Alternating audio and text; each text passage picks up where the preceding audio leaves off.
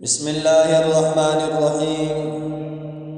سامعین محترم، دور حاضر کا بہت ہی اہم اور ضروری مسئلہ ہے کہ قربانی کی منت اور وصیت کا کیا حکم ہے۔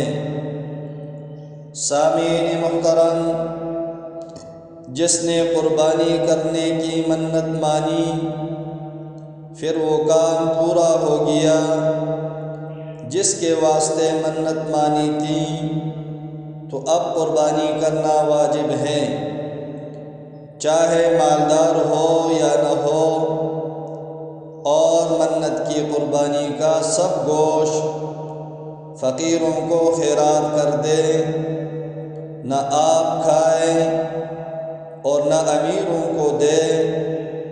اس میں جتنا آپ کھایا ہو یا امیروں کو دیا ہو اتنا پھر خیرات کرنا پڑے گا۔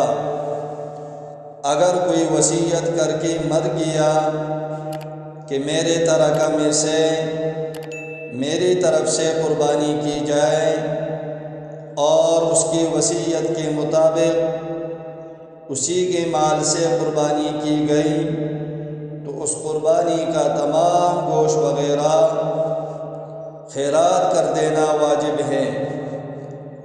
اور اس مسئلے کی وضاحت رہے کہ وصیت میت کے ترکہ میں سے 1/3 کے اندر نافذ ہو سکتی ہو۔